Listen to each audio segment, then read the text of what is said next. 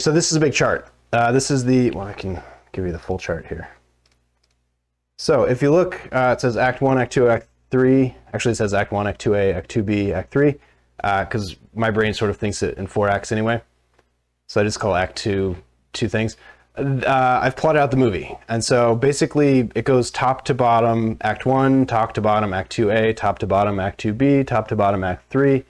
But I'm also using Dan Harmon's story circle to sort of break the plot a little bit. That's going to be my first thing I'm going to do. And so, yeah, so it's got these over here. It says start 1, start 2, end 2, start 3, end 3, start 4, and 4. Like those things, that's the story circle stuff. And so those are just markers. And so let me show you what the story circle is in case you haven't heard of it. Dan Harmon is the creator of Community and Rick and Morty, and he did the story wheel, or the story circle. So here's sort of a bad example of it.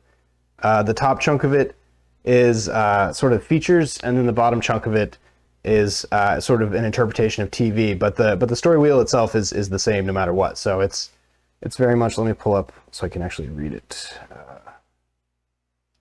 Yeah. So if you don't know, if you've never seen the story circle, basically he cuts it into 8 chunks, which is very convenient because I've cut obviously this thing into 4 chunks, and so basically just put a cut in half down the middle.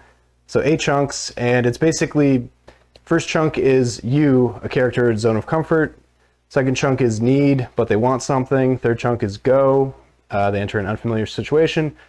Fourth chunk is search, adapt to it. The end of 4 is the midpoint usually of the story. Fifth chunk is find, so find what they wanted. Sixth chunk is take, so pay the price for what they took, and that's usually ends in the low point. Going into Act 3, if you pay attention to that. 7 is return, so go back with what they started, and then 8 is change, now capable of change, now that they're capable of change. And so I think Dan Harmon talks about it's the hero's journey. It's just, he sort of just distilled it down. I think he came up with it during, what was it, Channel 101, that film festival he did, where he was getting frustrated with directors not being able to tell a complete and satisfying story because they just don't understand, they haven't had to think it through. And so the story circle, it's just a template. It's just a template for telling sort of a Western style story. And it's very scalable, it's very usable, it's very simple. And that's what I really appreciate about it, is it's simple, it's not unnecessarily complex. There's also Save the Cat, which is the 40 note cards, which is kind of what I did here, but there's like 70 note cards. There's different ways to do it. There's the 7 sequences or whatever.